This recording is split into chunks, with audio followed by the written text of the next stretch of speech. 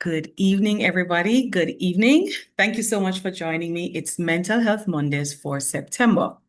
My name is Cheryl Garrix Lloyd, and if you're joining me for the very first time, then thank you for joining.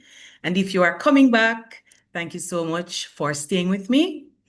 If this is your first time, let me just give a quick background. So, mental health is perhaps my middle name. Those who know me will tell you. I'll probably talk about mental health in my sleep. But my newest initiative for 2025 is Mental Health Mondays, and it's twofold. So on the first Monday of the month, there is a newsletter on LinkedIn called Mental Health Mondays. And on the fourth Mondays of each month so far, we've been having an online session sharing about mental health and different topics. So this evening, because it's September and September is Suicide Prevention and Awareness Month, we are going to be talking about suicide and its impact. Now, I want to start by saying any conversation about suicide can be very triggering, but it is something that we have to discuss. It goes without saying, based on the statistics we are looking at all across the globe, that our statistics for suicide are too high. If you can see the figure on the left, suicide is the second leading cause of death among 15 to 29-year-olds. We have over 800,000 persons globally dying by suicide every year. That's one death every 40 seconds. And for every death we have, there are at least 4 times the attempts. 75% of these suicides are occurring in low and middle income countries, which includes our country, Jamaica, and some of the other countries across our Caribbean region. And the thing that we want to share is that suicide is preventable. Talking about it does not increase the chances of it happening, and the impact is far reaching. It's not just if you aren't close or you've heard. It's a serious impact factor for those who have survived an attempt and for the loved ones that are left after the death has occurred. Regionally, our statistics are in keeping with our global statistics or local statistics as well. The rates are higher among our men than by women. Women are usually attempting by taking tablets, and or men are usually looking at more fatal methods like shooting. So 79% of our deaths in our region, that's Latin America and the Caribbean, because this comes from the Pan American Health Organization. It's among our males. And we have noticed that while there is an increase of 23% for women compared to 14% in men, generally the statistics reflect that for our men, the rates are higher. Locally, I'm bringing it right home here to us in Jamaica. These are statistics from the Jamaica Constabulary Force, and although Jamaica is considered to have protective factors of being a Christian society, we are among the lower rates within the Caribbean and globally. We are having an increase in suicide, and not just suicide, but also suicide, homicide. So 67 maybe looks small to us in 2024, but that's still a jump from the 43 that we had in 2020. And the statistics continue to increase because I was trying to double check, and I am sure that we are probably beyond the 67 in 2025, and we're not yet finished. So we're having a serious concern. It is a conversation that we need to have, and we need to really decide on how we can go about having these conversations more openly, because any conversation about mental health, particularly something like suicide, is something that the stigma still dictates to us we should be a little bit scared of. Now, I just wanted to start with a few definitions because I've gotten these questions.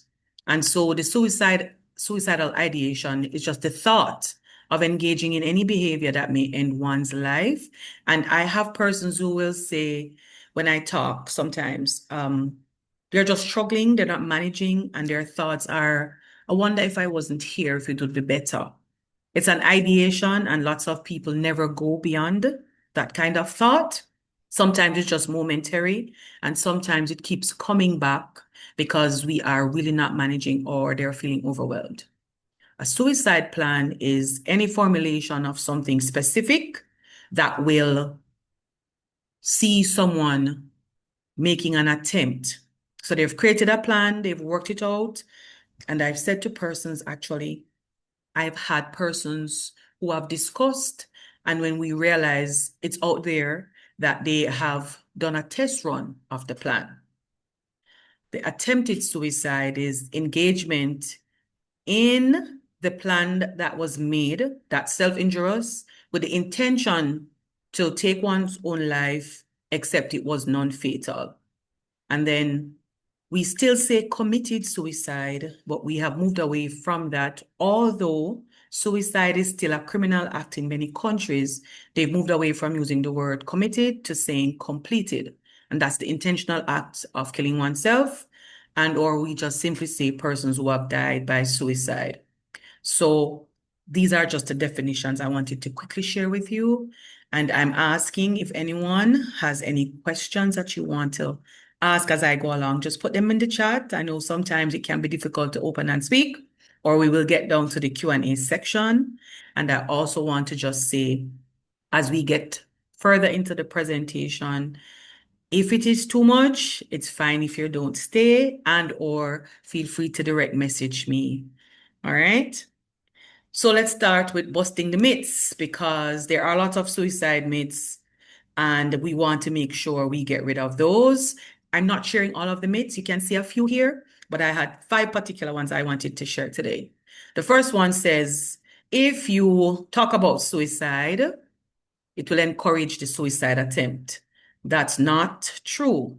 The fact is that talking about suicide is a means of communicating, and for some persons, that's the only opportunity we may have to be able to assist them. So we're just asking, it could be a simple inquiry about if they're having suicidal thoughts. It could start the conversation.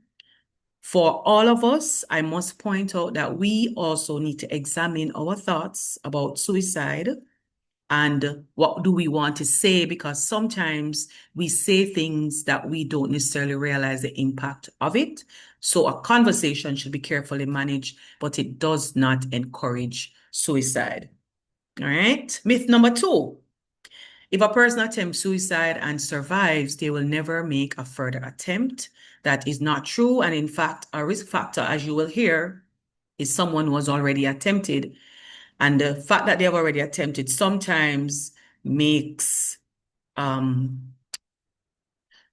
attempt more likely, because they are struggling and may not have gotten the help that they need. Myth number 3, once someone is intent on suicide, there is no way of stopping them. That's not true. Suicides can be prevented. Persons can get help. Sometimes an immediate intervention, such as staying with them, talking to them, being able to take them to where they could get professional help, can see that the immediate crisis will pass, but appropriate professional help will be needed after that crisis. Myth number 4 is one that, unfortunately, our society has held on to. Persons who threaten suicide are just seeking attention. That is not true. Every attempt or discussion that someone engages us with to say that they are thinking of suicide should be treated as serious and that they have an intention. We shouldn't dismiss it, because the attention we may give while we're talking to them may be the very thing that saves their lives. I think I told you I had 5 and I see 4. Fourth one, the 5th one, suicide attempts or deaths happen without warning.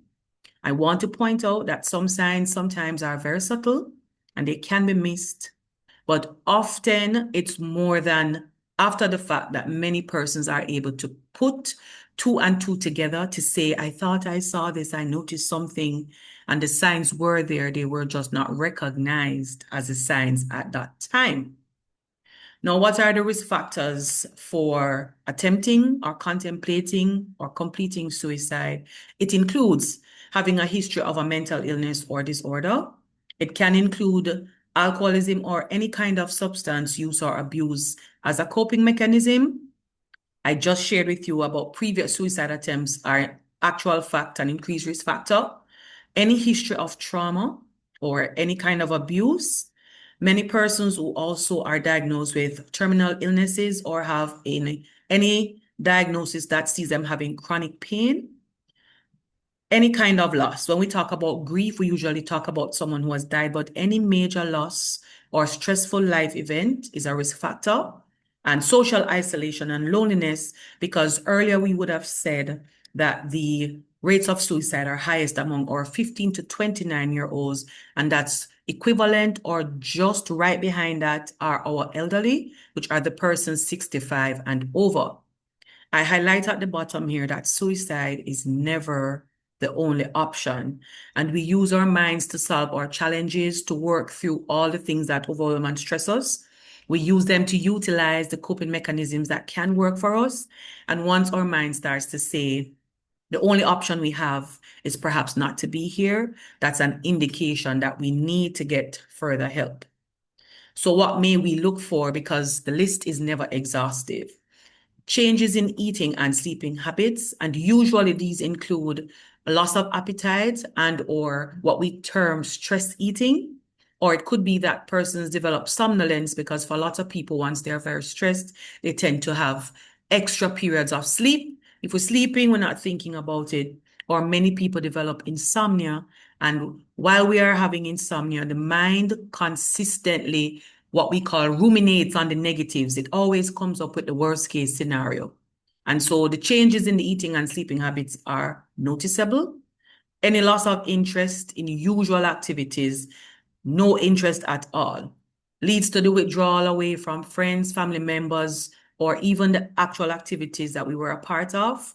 Some people turn to alcohol and substances as their coping mechanism, not caring about our personal appearances because what we're most focused on are the challenges that we're having. There can be physiological symptoms, stomach aches, headaches, extreme tiredness, and fatigue that we can't explain that may not be linked to anything particularly. There can be fixation on death and dying, and fixation could be, for instance, watching of movies or Googling or searching on things that have to do with death and dying. One of the things that many people notice here is usually someone starts to talk about their will or creating it and seems to be adamant or intent on getting it done as it's an urgency. There is apathy towards activities of daily living. So it's work, it's school, it's in your community, any kind of social place you're involved in comes with the feelings of boredom, lack of focus, a lack of response to praise and to congratulations. Sometimes they give us these phrases, and these are the ones that usually may be ignored when they say, I want to kill myself or I'm going to kill myself. And many people are more subtle. If anything happens to me, I want you to know, or if something should happen, then you should do so and so. Sometimes one of the things that goes along with the urgency to create the will is that persons start to organize and sort out and start to give away their belongings or their favorite possessions and or minimizing. And there are some persons who actually go ahead and perhaps create what they would like to be said at their memorial. Some people do that routinely, and that's not a sign, but there are some persons along with the will and the giving away, they start to do that. And then we may notice that some persons are actually having periods of prolonged sadness that seem to not resolve. And then suddenly we notice that they seem to be quite cheerful. What I would have gotten from prior information is that in this period of cheerfulness is when they have made up their minds on the actual date to carry out the plan. And then some persons start to write suicide notes or leave something behind that's an indication there isn't always a note. So how do we help someone who may be at risk? It's important to ensure we have a private and confidential setting to have the conversation. Sometimes we are not so sure what we want to say, but there are ways to start this conversation. I've noticed you have not been sounding or looking like yourself. Is there anything that's a challenge that you wish to share with me? Tell them you are sharing with them because you've noticed that something is off. Tell them you're there to listen and or be anything they may need in the moment. But it's important that you should also perhaps have a list of resources depending on what they will share. You just need to ensure that setting is private and confidential. Not just hear, but listen to what they're sharing, their thoughts and their feelings. When you are expressing your concern and your care for them, Do not be putting yourself in their shoes necessarily, but express that you have a concern and want to ensure that they will get any kind of help they may need. Be very direct in a very calm, reassuring tone of voice and ask them if they're actually having thoughts of suicide. Number 5 is to encourage them to seek treatment, because while we may want to impress upon them, we can't force. If we recognize the need to have immediate intervention, we may have to get some additional help, but we start at 5 with encouraging them to get help. They may have been trying some things on their own. It's probably not working. Treatment could be as much as just going to get counseling in this moment, or we find that sometimes it has to be about hospitalization. And 6, a lot of times we tend to minimize the issue, or we just try to give some advice. If it were me, we shouldn't do that. And we should really be hearing what they're saying to us. And in true Jamaican fashion or Caribbean or globally, there are some people who will tell you, there could be never anything that would make me want to think about suicide, or life is so good, or just pray about it. Some of the things I like to call platitudes, which tend to minimize to the person that you are not really hearing what they're saying. It may be a moment and it will pass. It may be an extended moment. But what we don't want to do is minimize their concerns, and we just want to give some advice. The impact of suicide attempts on the persons who have survived the attempts. Now, these persons may feel grateful or relieved that the attempt failed, and they are actually looking through the lens as more optimistic, more hopeful, and they are thinking that a weight has been lifted from them. There's actually a documentary of a young man who jumped off one of the bridges in the US, and he's created a lovely video that shares, and he says, once he jumped from the bridge, he changed his mind immediately, but there was nothing he could do. While he was very hurt, he was able to survive, and he was able to say he's now sharing because he wants others to understand that's not the option. However, there are persons who have survived whose sense of shame and guilt are overwhelming, and they keep going over the idea in their heads that they've let their loved ones down and that they're a burden. They're feeling embarrassed because in our societies, stigma and mental health has come about, including about suicide. And so you find that they may just withdraw from others and they are not willing to talk about it. For some persons, the fact that the attempt failed, they're actually still sitting in the feelings of depression or emptiness, and it's getting worse, and they do need to have professional help. What we encourage for the persons who have survived is that they should get a physical and mental assessment done, because we want to make sure we've been able to tend to any physical injuries, and we want to help them with seeing where their mental status is so they can get some help. It's important to remind them to practice self-compassion. All the negative thoughts they may be having, we want to challenge those with some positive or some neutral ones. So when they're saying to themselves, I'm so embarrassed and I'm a burden and it's better if I wasn't here, it's a reminder for them, especially with their loved ones supporting them, that you are important and you do matter. And we're here to help you through this. It's important for them to address their trauma. What was it, if it's trauma, that brought you to this point? Avoid, if possible, ruminating on it. It's easy to say, but similar to post-traumatic stress disorder, because they can develop that sometimes after an attempt, to sit in it and to stew in it, but it's more focused on the negative, and we do not necessarily want that. It's important to start reestablishing a normal routine. It's important to continue any help you may have had, and it's quite important for them to also recognize what are the specific challenges and look at the coping mechanisms that may best work for them, because coping mechanisms are not a one-size-fits-all. But for the impact, it would be remiss of me this evening not to have you. And so from the words of someone who will be able to tell you, I want to share with you that she has not only survived, she has triumphed, and I will allow her to share what she would like to with you before we move on to the impact on those who are left behind.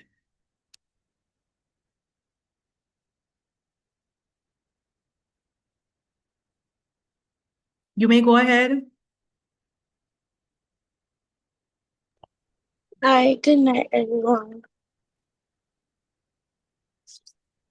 Um, I just want to first thank Mrs. Garrett for inviting me to share. Um, I pray that you all be very patient with me because I am very nervous tonight. However, I would like to just share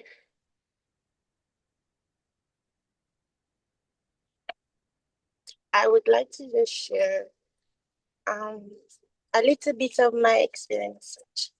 I oftentimes say it's testimony because I have survived. So for me, I would have from a very young age encountered multiple experiences that would have just caused me to feel quite overwhelmed. And at a very young age, at about 12, I was diagnosed with major depressive disorder. And I have been struggling with that since then. This came on after I um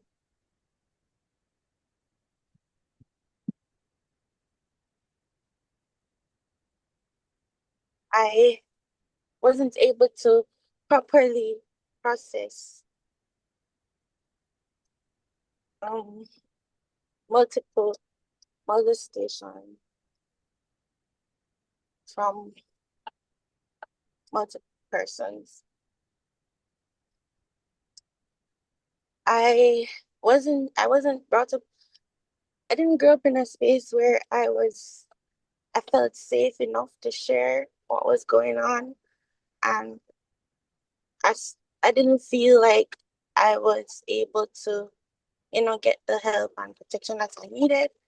However, I eventually opened up about it, but when I did, it wasn't necessarily received. It I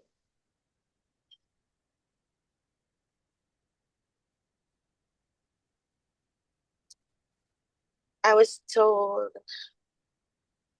that, I wasn't persons didn't actually believe me. That was the most part. Even though eventually other persons came forward to corroborate what had happened, and there were other persons as well. For a long time, that bothered me, and I started off by self-harm. So I usually cut myself a lot as I felt like that was an outlet to release the pain that I was feeling by inflicting pain on myself. I don't know how to explain it, but somehow I felt relief by doing that. When that didn't bring as much relief that I expected or wanted, I moved on to overdosing. I I can't tell you exactly how many times I've tried or attempted suicide, but I can just say that it has been a lot of times.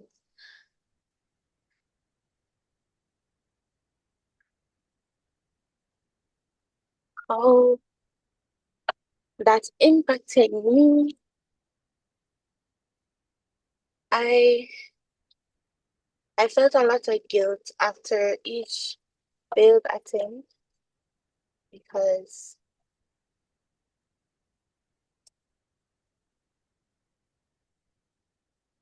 most persons would just say, or she just wants attention. And if I'm being honest, a part of that is true, but it wasn't necessarily saying I'm just doing this just to get someone's attention. In the moment, I felt like, yes, I've had enough and I just want to be over with it. Um,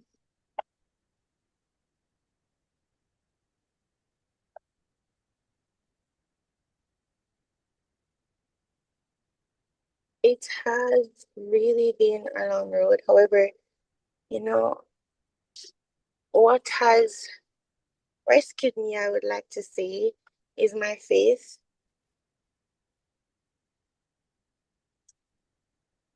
The fact that each time I tried, I was unsuccessful. I know for a fact that, it's the Lord that's holding me and keeping me. And some important things that I noticed was,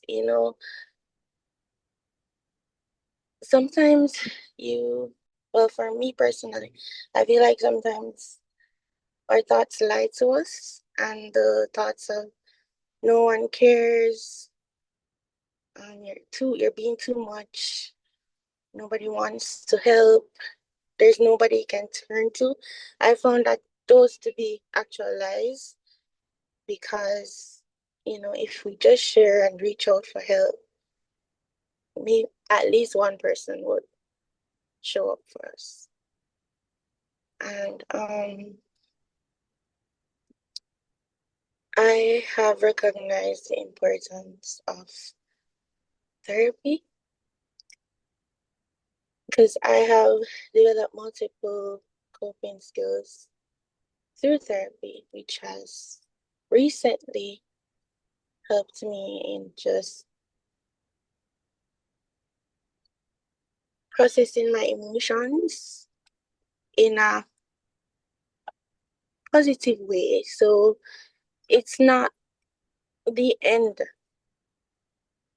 A lot has happened, and yes, it's not great things. However, I'm here still, and there's a purpose, there's a reason for that. And also, I believe community and support, it plays a big role in this because I wouldn't have been able to even still be here if I didn't have support. The people who still stuck by me even after I tried, that has really been one of the anchors that's keeping me.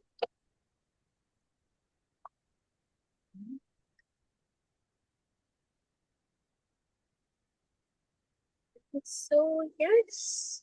All right. And why are you sharing? Not Well, just here today, but in your book, why are you sharing? well, I would, well, I really want persons to know that, you know, one, if you feel that way, if you have suicidal thoughts, I don't want persons to feel like, oh, this is just horrible, and I don't know, but there's some level of stigma attached to that kind of thing, and especially if you get into the hospital system. I just I don't want to say it's normal, but I just want them to know that how they feel, it's it's a real feeling. And there's help, there's there's hope, still hope, even when it feels like there's none. We can't really necessarily trust our feelings because even our feelings lie to us sometimes. So I also want people to know that they're not alone. and they're not the only person who have ever thought about suicide. And there are people out there struggling but still holding on, and I hope that even by just sharing even a little bit of what I've gone through and still, held on to even a fragment of hope, that they can too. Thank you so much for sharing with us, because I think it's important for us to hear. And that is her book. And so if you wish to have a look, it's on Amazon. And really, as she's saying, it's really to inspire and encourage and have hope for other persons. For the family members and loved ones, Holly says, a person never truly gets over a suicide loss. You get through it day by day. Sometimes it's moment by moment. Family and friends describe the grief they feel after suicide as different. You are grieving a death, but in addition to that comes the struggle with the anger at the person, the guilt at yourself, and the confusion of what is it that's really happened. Many people feel the guilt, and it's not necessarily unusual because they now start to say, could I have done something else? Could I have done something more? What did I miss? Or how could I have missed it? And they start to blame themselves, especially in the period leading up to when the suicide has occurred. They also will find out that they start to feel relief if the person who has died perhaps had an underlying mental disorder and they were struggling with that. And sometimes the guilt they feel is the relief that perhaps the person will not have to struggle with that disorder anymore. Sometimes it's going to come from the negative reactions the family members and loved ones have said from others, because suicide is seen as a mark of failure in a Christian society. It's indication of not going to heaven. It's reflecting badly on the family, because what kind of family could you have had that the person considered that as an option? Many people are really not sure how to respond because of the stigma and the social unacceptability of it. And so the issue may get avoided, and it's important to recognize that sometimes the support you may expect from others while you are grieving is not going to be something that happens. We encourage loved ones and family members, check within your own self if you're having any suicidal thoughts or depression, because many persons get to that place once they start to blame themselves or to feel guilty. Checking other members too, and it's really a time of coming together to ensure there is support for each other. It's important to get the professional assistance if it's needed. And it's also important, especially there's probably that one family member who is so strong for everybody and they are not processing or they are suppressing what's happening to them. Family members need to surround themselves with nurturing people. Silence is an important language of support. Turning up and being present, even if you're not sure what to say, counts. But it's not the time for the blame or to feed the guilt or to encourage anybody to think about what they could or could not have done. They need to take a few moments for themselves, and they need to be around the persons who will help them to be nurtured and supported. They should remember and recognize that any important event, a birthday, a Christmas, an anniversary, right after is going to really evoke strong feelings in that moment. Grief doesn't work in a linear fashion, and the stages of grief start at denial and go to acceptance. And many people swing back and forth. They go to the anger, they go to the depression, they go to the bargaining, you go back. And within that space sometimes comes the events or even small things that are triggers, a photograph, a memory, a book, somebody saying something. It's important to recognize that those will bring strong feelings. And so we encourage loved ones and family members, get professional counseling if it's needed. There are persons who are not just general psychologists, they are trained in grief counseling, and particularly to help persons who are dealing with a suicide loss. It's important that we remind loved ones and family members that even as you are grieving, you may still have those moments of feeling positive or happy or hopeful about the future because life is still continuing and your life in particular and or the life of other family members. We encourage the use of rituals or activities that can help us through the grieving process. So you look at the person's life. Many people these days were lighting a candle. You have your photographs and you may create a scrapbook or a memory box, or you participate in a breast cancer event. You may participate in something that they loved. It's just something that you do that helps you to grieve and to still remember the loved one. There's absolutely nothing wrong with that. What can we do? Because it's important for us to have these conversations.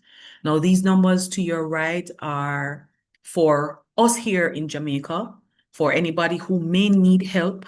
There are varying things because what causes us to think of suicide or anybody at all could be a combination of factors. And so I would say the number at the bottom in green is our Ministry of Health and Wellness. And usually there is a mental health or a suicide line in almost every country. So it's important for us to have these at hand. Remember when I said to start the conversation, but do so examining yourself first, but also perhaps have resources at hand so that when you recognize where we are or where the person is, you're able to know, decide what's the next route. So we'll notice here there are numbers for abuse, for children, for women in crisis, for Victim Services Division. There is a particular number here from Choose Life for suicide prevention, and we can call through the Ministry of Health and Wellness because what we can do is to be in what I call the KIP, knowledge is power. Mental health education is important, so is the promotion of it. So each one shares to someone else. When you hear the myths and you get the facts, then share that. If someone is afraid to start the conversation, let's have another conversation about how we could start that. Sometimes the person we have to talk with doesn't even realize what's happening to them. So if you notice family, friends, colleagues, anything that's off, they're not wearing their makeup, the hair doesn't look as done, the hair for the men themselves don't look as done. Same thing for the grooming. Their faces look sad or they look down, they're not meeting deadlines and they seem to just not be doing well overall. Don't be afraid to reach out, but be in the KIP because knowledge is power. Prioritize your own mental health. We have to talk about the coping mechanisms because when you are prioritizing your own mental health and you're keeping yourself mentally healthy, it helps you to be a better support system for somebody who needs you. We have to help not just loved ones, but because we were talking about that, those around us as best as it's possible to prioritize their own mental health. So I would say within your families, within your communities, within your workplaces, within your groups, start mental health initiatives if you don't have any. If you have them, maximize and capitalize on them because mental health is a journey. It's not a destination, and all of us need to be working on it consistently every single day. Someone has survived suicide, if they've been brave enough to share with us, because it really should be that it's not something that person should be afraid of, but stigma says it is.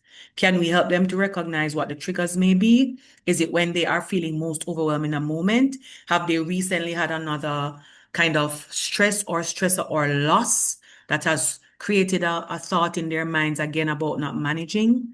Can we be a safe space so they can talk to us in confidentiality or privacy? And do we have the resources to help them to recognize what they could or could not do? Can we help someone to focus on the reasons for living? We don't minimize what they're saying. We're not giving advice, but we help them to refocus on reasons for living. Many people have a suicide plan, and that's working out what they would consider to be the best way to end their lives. But can we also help them to create a suicide safety plan? So if they find themselves surrounded by potential triggers, how do they negate those triggers? If they find themselves needing help, who are the people that they could call on because there is somebody who they can call on? If they find themselves in a particular moment that feels like I cannot go beyond this moment, what are the relaxation or the distraction techniques they can use to help them to make it through that moment and give them a second to think clearly of the what next? And do we have the resources on how they could get some professional help and where they can get it and perhaps be a part of getting them towards that professional help, because some people actually need physical help to get it. So what do we need to look at for the coping mechanisms? And this is a tiny amount of the things that we could do. And it's important to recognize what works for you, what may work for them. Even if we have the same coping mechanism, two of us, it may work differently. So while we are prioritizing our mental health every day, because one of the things I've been saying to persons, I've never been happy for COVID. I've been happy for more ears to listen. We were not prioritizing our mental health. We are more, I would say, focused on physical health, exercising, maybe nutrition, what we put into our bodies, even our spiritual health, but mental health was not necessarily always a priority. And so when we find ourselves in crisis, our response mentally is usually not great. So the coping mechanisms are things that we need to be doing and utilizing, knowing what works for us, how long we need to give it maybe, and if we can try other things. So if you love reading, then you read your book. If it's music, if it's doing activities to engage your brain like puzzles or math, if it's going for a walk or a run and being engaged with nature, I have a 3-3-5 deep breathing for relaxation I usually share, because I say to persons, in your worst moment, you can use a 3-3-5. And once you have given yourself that breath of fresh air, you can think, what do I do next? Some people clean and tidy their spaces, taking a break, have some water, have some juice, have a biscuit, have a fruit, have a snack. Getting enough sleep is important. And one of the key things is, if you recognize you are not, then how do we address it? If you are creative, artwork, we're in the age of technology, anything that you can do that helps you to actually relax. I say to somebody, something as simple as coloring in a coloring book for children, sitting and doing that in relaxation is actually so great. Many people garden, that helps them to just get themselves together, love their animals and spend time with them. An attitude of gratitude. And I usually say an important coping mechanism is gratitude. And I keep saying I have to get some gratitude jars made with the Post-its and the pen so I can have those given away or sold. Because many days when people are overwhelmed, you have to dig deep and say, what am I grateful for today? But there is always something to be grateful for. And when you write it down and you store it, what you recognize sometimes when you're very overwhelmed, you just go back to the jar and read the things in it, and you are able to say, actually, there are so many things happening. A moment of meditation. It can include doing your devotion, pausing for a moment, anything that helps you to just be calm and still your mind. Positive and self-affirmation. Know who you are, knows who you are.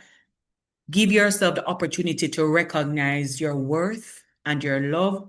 And when you are working on it, those who are in your supportive circle will help you, because the time will come when you don't necessarily need their approval or validation. You will know for yourself, but it helps to have those persons around you. And so you can do it for yourself. And then journaling. For many people, they don't necessarily want to talk, but writing it down as you are thinking it is an important way that you can get what you want to say off your chest. That may help you to keep track of how you're doing, and can be something you may want to share if you should consider going to have therapy. So what is it that works for you? How does it work? How often can you use it? What else can you try?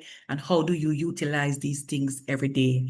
One of the most important two I usually share is creating a to-do list each day of your activities, because time management is one of the biggest stressors, especially if we procrastinate. And when you're feeling like you're not getting anywhere, it's overwhelming. If you're making the list and it's stressing you out, you don't have to make the list. And the other one is learning to say no. Not about being selfish as a coping mechanism, but recognizing when you can't and genuinely just saying no so you can get the things you have to get done.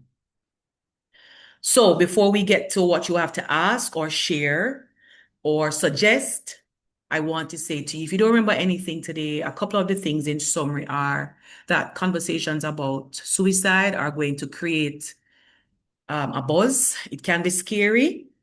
We have to get rid of the myth that if we have the conversation, it's going to promote the suicide.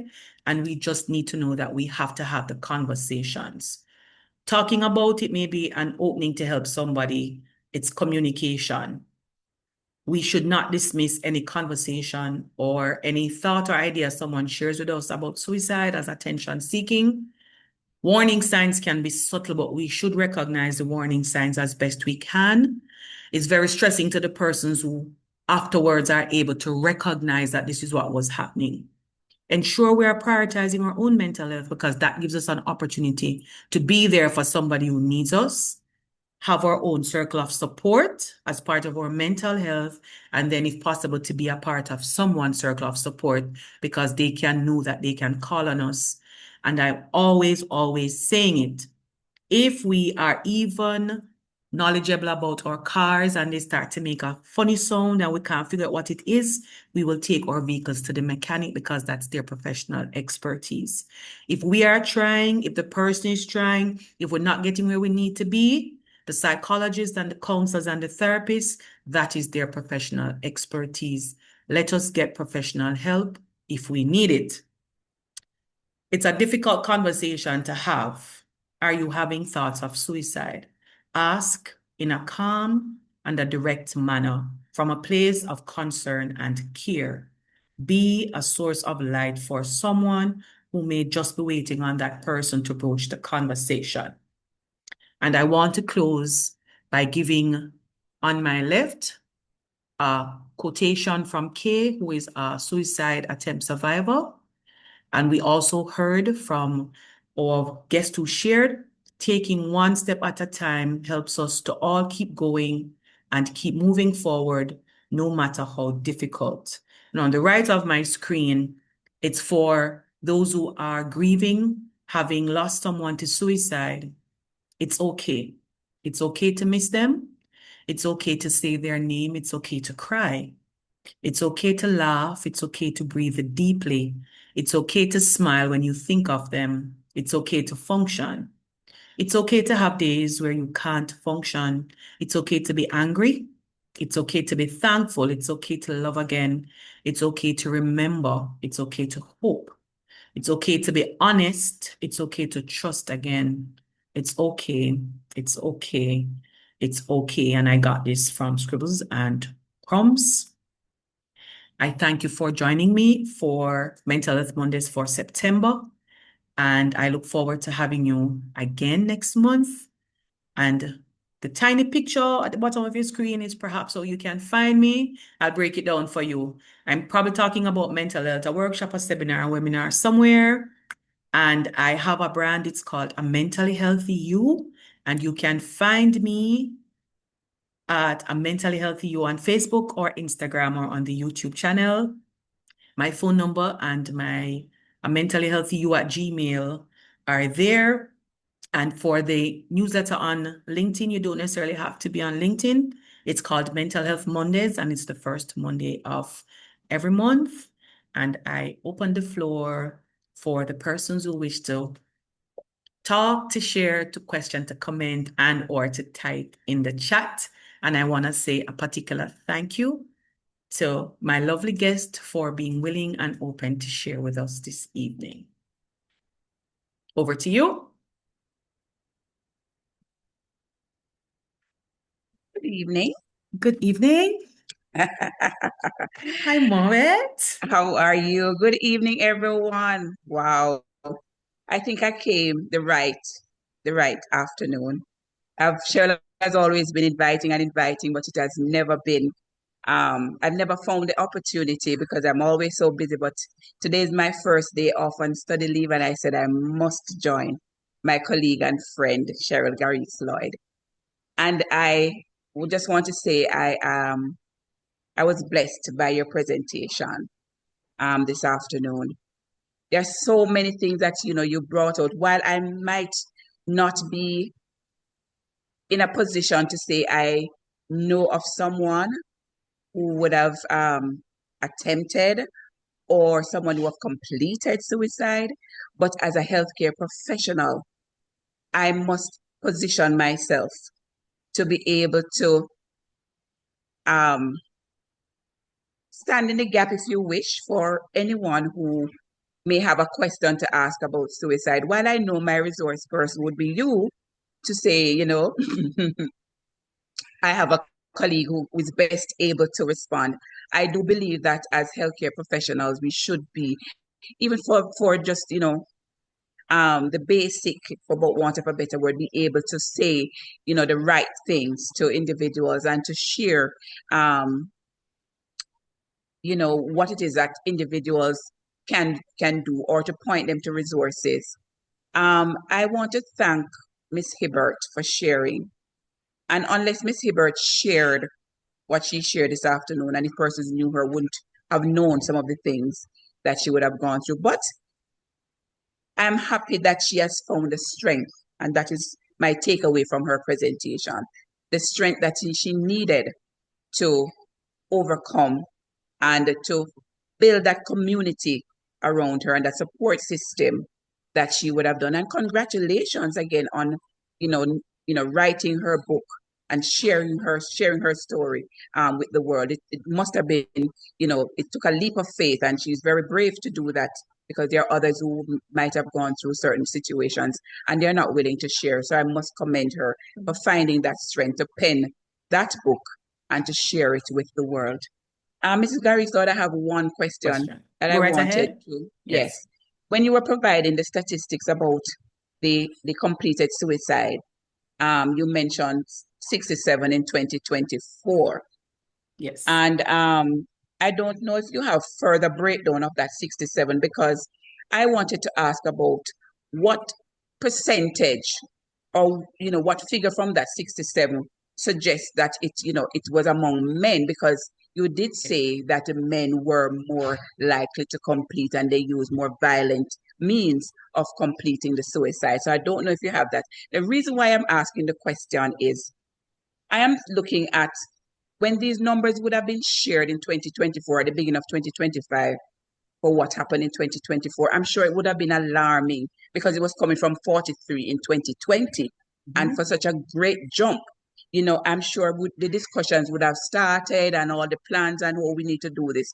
But I'm not so sure if the momentum still carried to now, where things were put in place to assist our men, because we live in a society where men can't express their vulnerability. So I'm wondering if a cultural shift is what we need to assist our men, to reach out a little bit more. We need to have them in a safe space to share what is happening with them before they get to that point. So I don't know if you have any additional information to share about a breakdown of that particular number. All right. So for the 64 that we had for 2024, Yes. while I can't give you the exact amount or percentages, over the last several years, I've reflected that our males are completing at a rate of 3-1.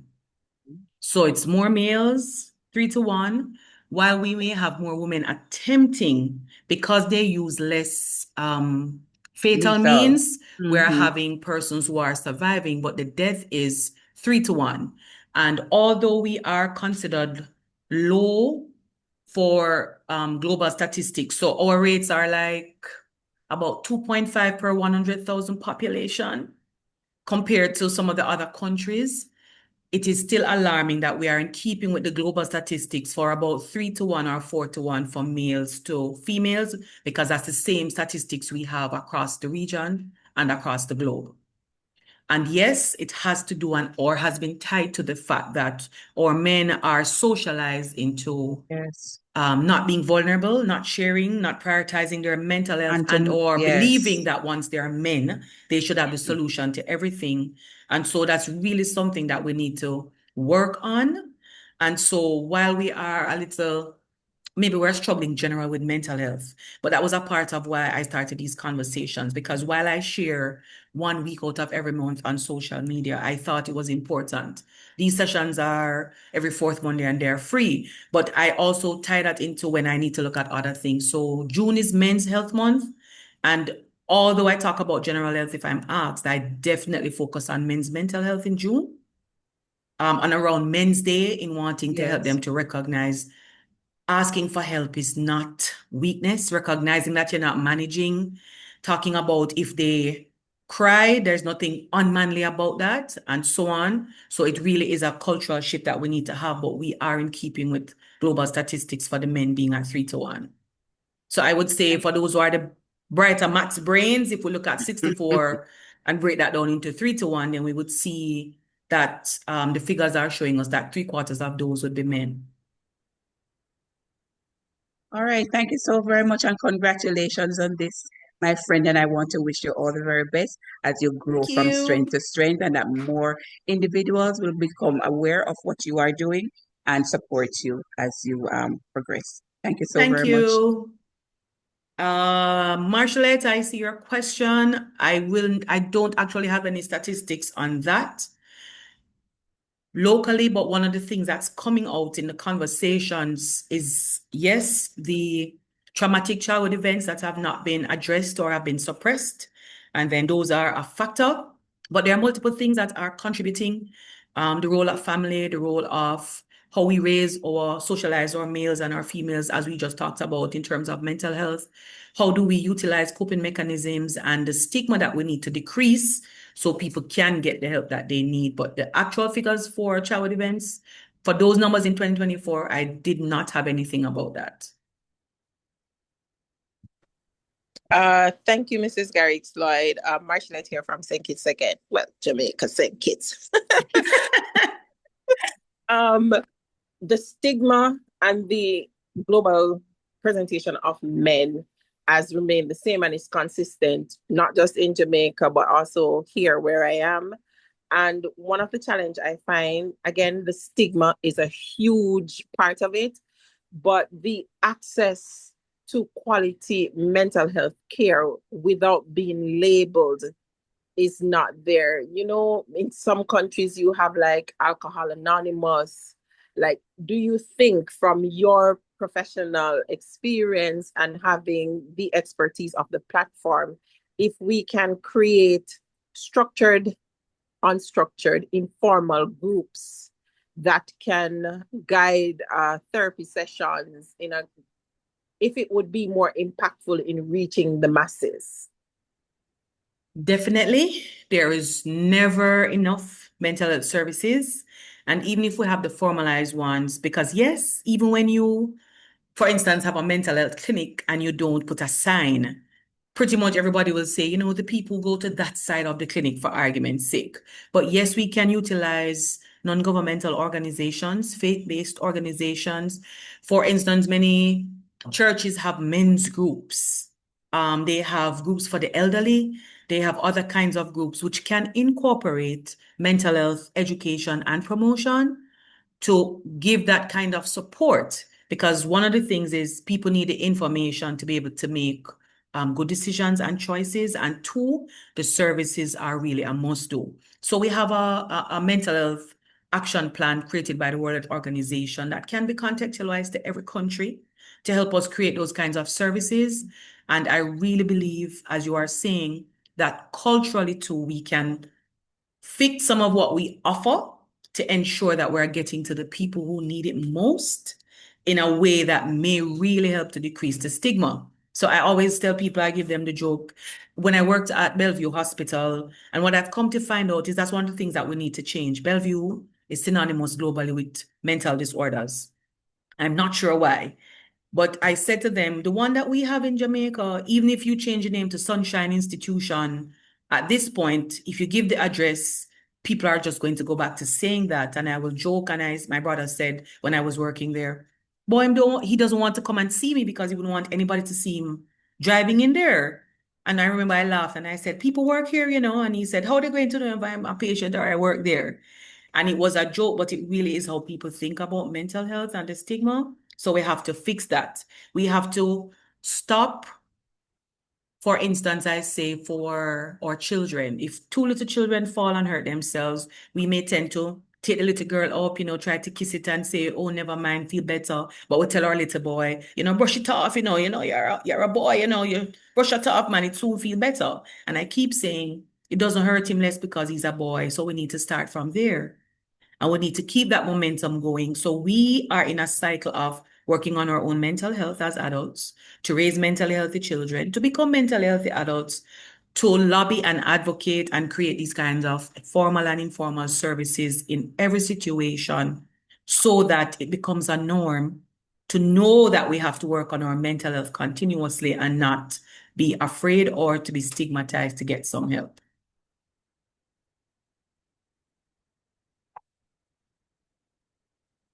So I would say, Marshall, that all of us have a role to play in one way, shape, or form in incorporating it in all kinds of things, no matter where we are, and just see if we can get something done.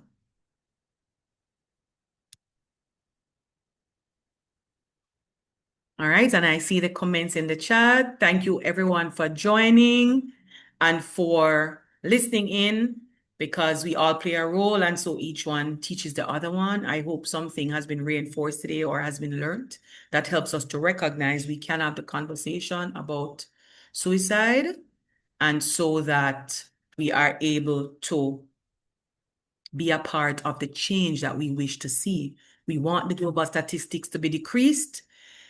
When you say every 40 seconds someone dies by suicide, it's very jarring. When you say within those 40 seconds, one person has died, but 4 other people attempted, it's even more jarring. When you say every year over 800,000 people die by suicide, which means that there are 2.4 million people attempted, it's very staggering. And so I really want us to be a part of the conversation, because stigma does have that kind of impact. And I am really thankful for an opportunity to walk in my purpose, I like to call it, to use my professional expertise and to get these conversations going, because we need to have them. And I'm hoping that each one will teach one as we keep talking and sharing. And I really want to say thank you for joining. If you miss, yes, go right This is Gary ahead. Floyd. Sorry, That's Claudia, all James right. here. Sorry, at the last minute, just about it. What bothers me, I listened to your guest and she mentioned the whole business that she was cutting herself. Yes. And what I've found out for a while now, a few students in the high school, in schools, they are doing that. They are cutting themselves. And she mentioned the whole business of, she felt a relief in cutting herself. I am wondering, and coming from what our colleague just mentioned, the whole business of having the safe places for persons to come and express themselves and get care. But thoughts about the schools. How can we reach the students to assist them? Because cutting yourself, yes, where will it lead in terms of this whole matter of suicide among the teenagers, the children in school? I think that is something that we have to see. I don't know, the reach to All help right. to So support them. usually we talk about suicide, but cutting is classified under non-suicidal self-injury, and the conversation on that is many persons cut themselves to decrease the psychological pain. So the physical pain takes away from the psychological pain. In Yeah. adolescents in particular, that's why it's important for us to work on our own mental health to help them with theirs. They are not yet at that stage of development where they recognize that the things that seem life and death to them are not. So it really, again, is a matter of incorporating mental health throughout everything. So for instance, we have what we call health and family life education in schools that must incorporate mental health. We don't have enough guidance counselors. There is not a guidance counselor at every school, but similar opportunities. And I will say this, an opportunity not just for the students, an opportunity for the staff, an opportunity for the parents, because there's no point to us having workshops, for instance, in the schools with the students, and it's getting undone by the parents who are afraid of the stigma and are unwilling to hear when their child says, I am hurting myself because something has happened and I'm not managing. For the staff to be able to recognize what's happening and to know where to refer to. So it's a triangular approach that we need to have. And maybe there are not enough mental health professionals, no if but or and, but it's also an important conversation that we need to start from our children. Use the same emojis we have on our phones and our screens to teach our toddlers and our 6-year-olds and 8-year-olds how to express their emotions and their feelings, because they are normal. It's how you express them. And then as they do that and they're going into primary education, we're teaching them how to manage with the challenges of life, because life never goes how you want it all the time. And when they get to adolescence, into young adulthood, it's the same principle. So having set the foundation, they'll be doing better. So we do need to reach our adolescents, and we need Yeah. multiple workshops. We need peer counselors to be trained. So we need peer support because sometimes it's the peer that makes it better. There are some programs, but in honesty, we do need more. And UNICEF right now, I know, has a U-Report health line that you are able to reach out to, and that's specifically for adolescents. But I can tell you every health line we have for mental health is overwhelmed and also needs volunteers. And I know they're working on getting into the schools, but we really need to do so at a faster pace and perhaps consider doing it at a younger age so that when they get to adolescence, the foundation is really already there. Yeah. Thank you so much. Fantastic presentation. Continue. Sorry, Mrs. Continue. Garrix-Lloyd, for just a Yes. bit of information for Mrs. James. Capri published a paper, I think it was in 2023, 24, thereabout, that looked at mental health services for children. It's called Mind the Gap, the inadequacy of mental health services for children.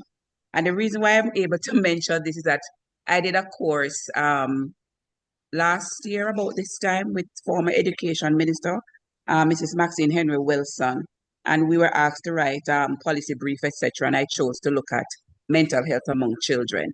And I had to do my search, and that was one of the documents that I found. So it spoke about that only about 7% of our children were able to access mental health services. That's a very good read. It's a long document, it's about 60-something pages, Mrs. James, but it is one that makes good reading, and it will also help us as nursing professionals how we can help to fill the gap, because the title of it is Minding the Gap.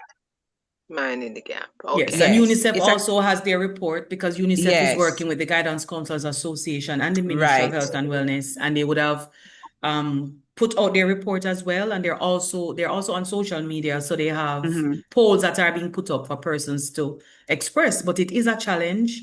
We have It to is. accept our mental health professional to persons who need help is really very Yeah. high. And so we are having a shortage, but it's a work in progress. And so Yeah. really, I think that I would say to persons, there was a time when there was that little voice who said to me, Cheryl, your single voice will not make any difference. And I've gotten to a place where I can disregard that, because one workshop, one presentation, one conversation at a time Exactly. will get this Yeah. information out there, and somebody else will share with somebody else. And we're all going to be able to do our part to have our society being as mentally healthy as is possible. Yes. Thanks much. All right. All right. So just Bye-bye. checking Thank you. before we go, any questions, last questions or comments, because I really wanted to say thank you so much for joining. I look forward to seeing you and or others. The 6th of October is when the newsletter for Mental Health Mondays October will come out. And the 27th of October is going to be our next online session for Mental Health Mondays. World Mental Health Day is October 10. And I'm going to encourage everybody who is here to join me in a 15-day challenge. I'm going to be sharing on my social media 15 days of doing something every single day for your mental health. We're going to use the hashtag, so please ensure you're following me. If you weren't, follow me starting today. And we are going to break the internet so that people can see it is possible. And if you've done 15 consecutive days and you say to yourself, look at that, I could do 15 more. And yes, you may not get it exactly right, but the importance is to keep trying. So there's going to be an image of the 15-day calendar. We start on the 26th of September, because that's when the 15 days will take us right down to October 10. And more than likely, I'm encouraging you to be out there with me. So I'm sure the newsletter will talk about that for October 6th. I'm sure we're going to talk a little bit about the theme this year for our session at the end of October. And join me for the 15 days leading up to the 10th. I will have an activity of some kind, I'm not sure, to celebrate World Mental Health Day. I always do. It includes wearing something green or sharing something green, because green is the color of mental health. And for this month of September, I usually post 1 week in every month about a topic. And because I know suicide can be such a traumatic topic, I opted to do my posting for September this week, starting with today, because I didn't want to say the same thing so many times bearing in mind that there are persons who are still working through a loss they are living with, and or the persons who are survivors of attempts. So join me this week to see what else I will have to share about suicide, because we never cover anything at all in one single sitting or conversation or even that 1 week. So if you type in Mentally Healthy You on Instagram or Facebook, you will find me. And then for this presentation tonight, it will be shared as soon as I've double checked it on my YouTube channel, which is also a Mentally Healthy You. So thank you everybody again for joining. See you in October. Please remember that there's no good health without good mental health, and it's not a destination thing we have to work on it. It's a journey every single day. Have a fantastic night. Thank you, and good Thank night, you, and everyone. blessings all. Good night. Good night. Good night. Good night, Jamaica.